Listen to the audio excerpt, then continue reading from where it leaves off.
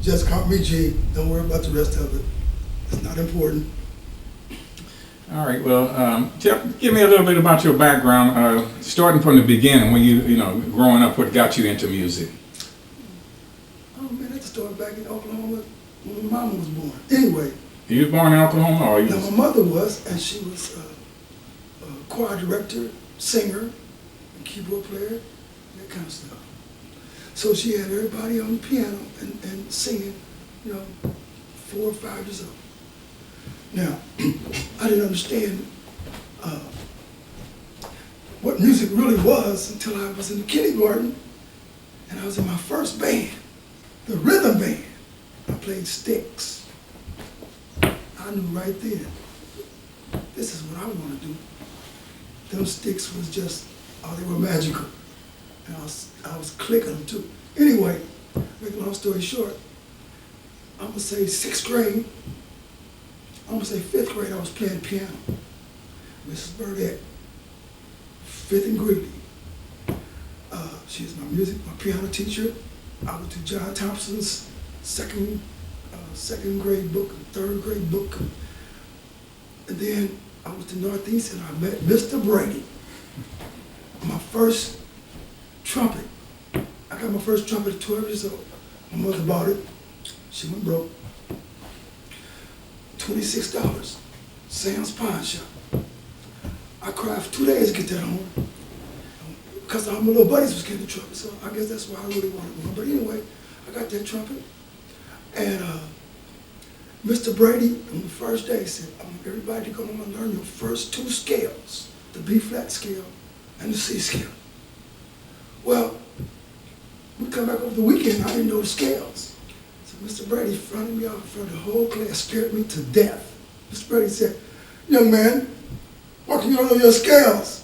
And I said, well, sir, I forgot exactly what I said, but I got teased the rest of the year. And I learned my scales. And that was to be really the beginning of me learning how to play trumpet. But I left the part out was that same year my mother died. So to me, the trumpet, everything I do with trumpet is still, it's in her memory and it's dedicated to her. But I don't want to get hung up on the trumpet because I learned how to be I wanted to be just an entertainer. I wanted to sing, dance, play instruments and all that. And I finally got to do that when I was 15. I had my own singing group.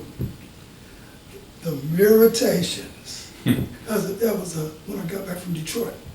It was a combination of the Miracles and the Temptations, and I put them together, the Miritations. There was a club called the Casablanca in Kansas City, out on 7th Corner. And every Sunday they had the teenage talent shows. And I took my singing group up there and we went all the time. It was like Chuck and Airliners and James McReynolds and Ernest Jones and Dwayne McFeeters and Mike Thompson. They were the band. And we were like, I don't know, little stars, I guess. We felt like it anyway. But to make a long story short, somebody saw us and they wanted us to audition for AG's Country Club. That's out on, it was out on 100 something, what's that, Call Drive. I was 19 years old. We auditioned and the club owner liked the group, but he said, we can't use your group, but we'll take you and your other singer, buddy. His name was L.B. Cody, great singer.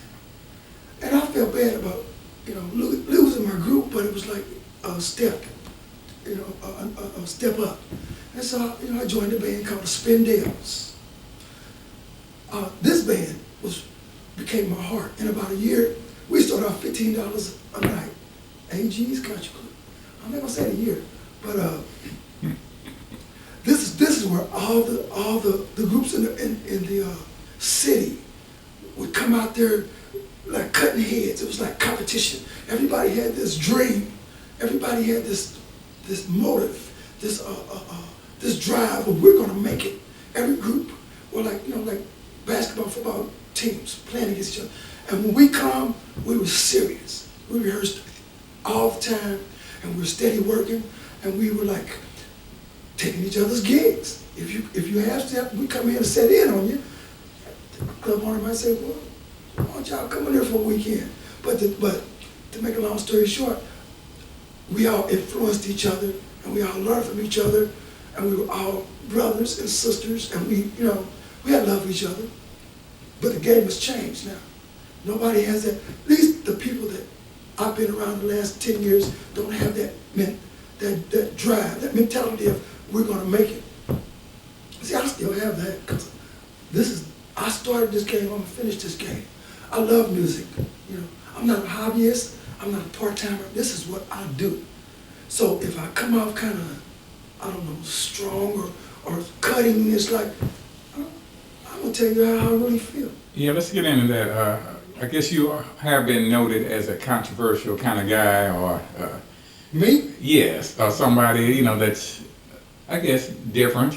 I always have been different. I come up in the streets, man. I ain't had a mother at 12 years old. I ain't had no daddy. I had to learn how to survive. So, and I was little, so I was getting picked on and beat up. So I had to learn how to fight. And I had to learn how to scrap. And I learned how to fight. Me and my buddy started to learn how to box and how to fight. And I learned that it's not about trying to be everybody's friend. It's about results. It's about being respected. And so if I see a grown man and he's grinning, I'm like, what you grinning about?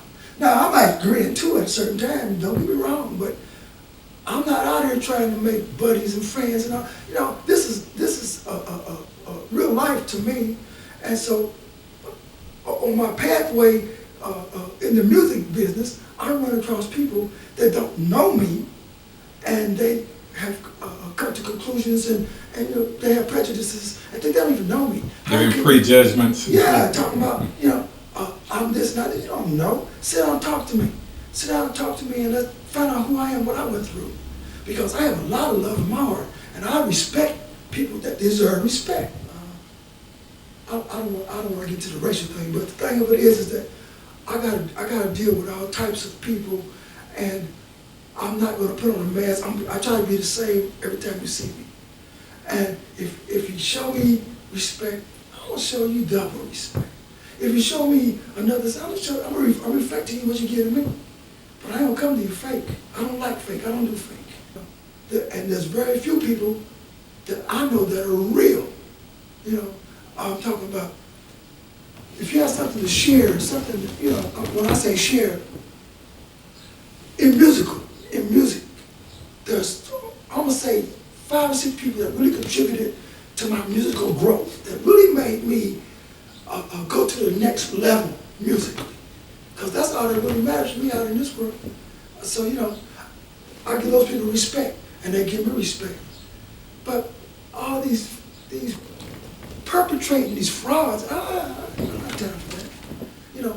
And I got to deal with a bunch of different things that most people probably wouldn't deal with. I deal with the politics and the politics of the color of your skin. It's there. And people try to act like it's not there. It is. I deal with it.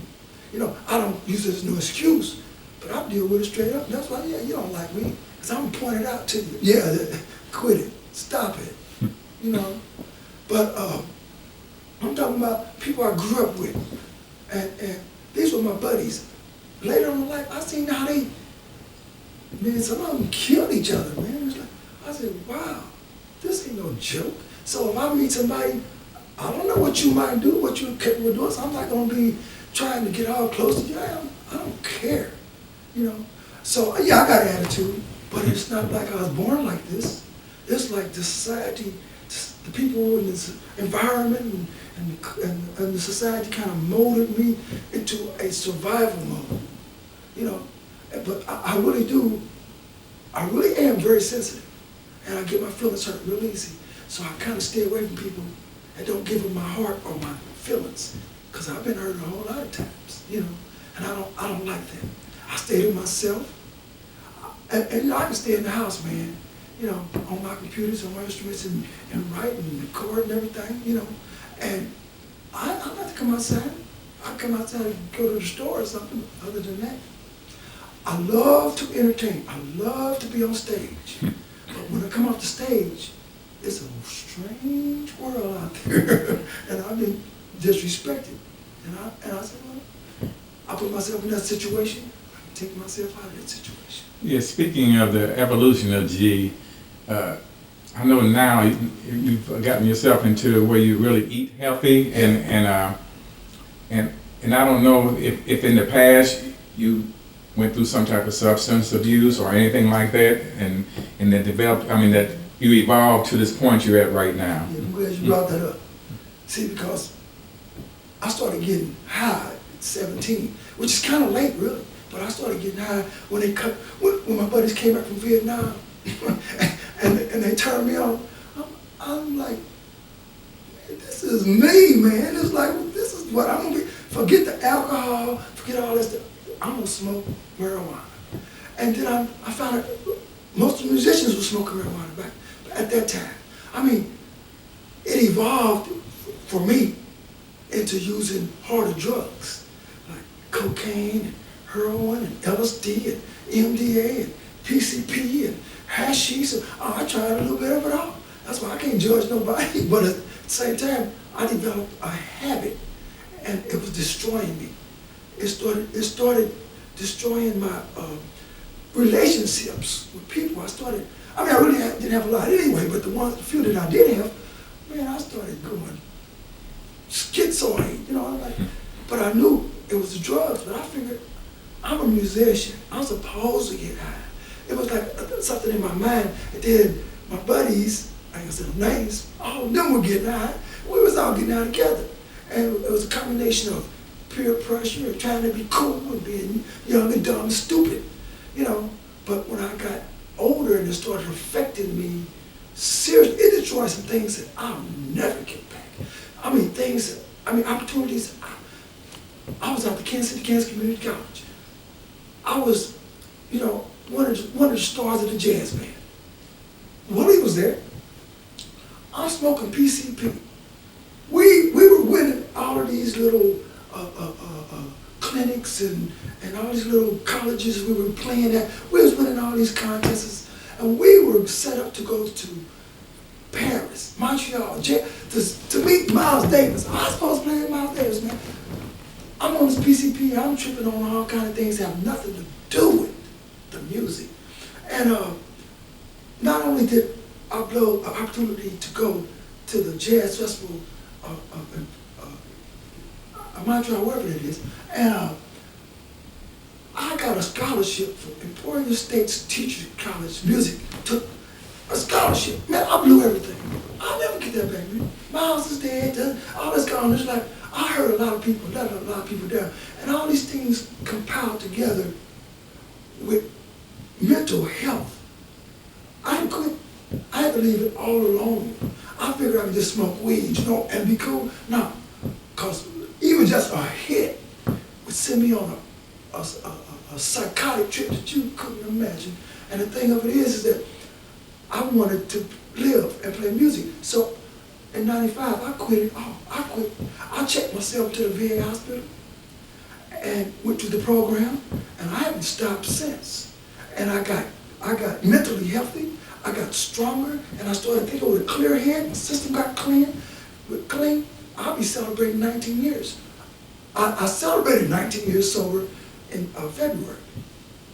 But 5 years ago, I knew it was something that still wasn't right. 5 years ago, I read this book called Everything That They Won't Tell You About. The pharmaceutical companies, the drug companies, and the FDA, and everybody working in conjunction, normally and whatever, to keep us sick. And I read that book, and I could not believe it. So I read it again. Then I started researching, I started cross-referencing online, and I said, something, all these chemicals, and Monsanto, and all these pollutants, and all these ingredients they put into the food, they have addicted the majority of people in the United States with processed food, and they got them obese. And I was weighing 195 pounds. I've never been over 145, 50 pounds. I was 195, and I said, and I couldn't jog and like I used to. And I said, I need to get on a better program than that. So what I did, I quit eating all processed food. Now, it wasn't the idea to lose a bunch of weight, but in 1 year, I dropped 30 pounds. Everybody was like, you look kind of thin. What's wrong with you? they weren't something bad. You know, I quit eating processed food. Okay. So what it did, it has me on a place now where I'm on a high vibration, man. I don't have time for the small things. I mean, I appreciate small things, but I don't have time to stress over small things. You know, I have focus. You know, so like I was saying, people like Mr. Brady and Lonnie McFadden and Will C and you and put me on another musical level. You know, took me, showed me an example and showed me things that I wouldn't have learned nowhere else, that they all come together to make my music more, I guess you could say, marketable, more, Polished. Yeah, it helped everything come together, man. It's like now, and I'm still learning. Oh man, I got a ways to go. But it's like, man, I wish somebody had showed me this 20 years ago. But maybe I would have destroyed it. Who knows? But the thing of it is that now that I know that, man, yeah, you don't have to like me. I don't care. Because all I need you to do is buy my CD. I'm not worried about you coming up to my house calling me. I can be in the house for weeks, nobody call me. I'm cool. But the thing of it is that I want to create, write, arrange, compose the most beautiful music, it's like immortalizing yourself forever. It's all I have to offer the world. It's my purpose. It's what I was sitting here, you know, to make a bunch of friends. I was here to create music and to help people that need help the most. So, the reputation of being a hole or you know, whatever they say, they don't even know me. You call me what you want to, because I have certain, I guess you can say, labels and categories for everybody too. We all have that, you know. But I'm not here to really hurt anyone's feelings or anything like that, or to try to make enemies. But I'm not trying to make friends either. Well, how do you want to be remembered then? As one of, I want my music to speak for me. I want my music for. I want to be remembered as one of the best writers of music. You know, that the world is known. You know, I want to be like Ellington and Prince, and as far as writing is concerned. I want to be on that level, but I want to be able to, you know, sit at home in my studio and record the rhythm tracks and the horn tracks and the background vocal tracks and the lead tracks and mix all the tracks and edit all the tracks and master all the tracks and produce the whole package. And don't ask anybody to do nothing but buy it. That's all I want. I'm almost there. And I'm satisfied with my life. I'm not rich. I don't have a whole bunch of material things. And I've never been that way anyway. So, you know, if you're going to judge me, sit down and talk to me for 5 minutes.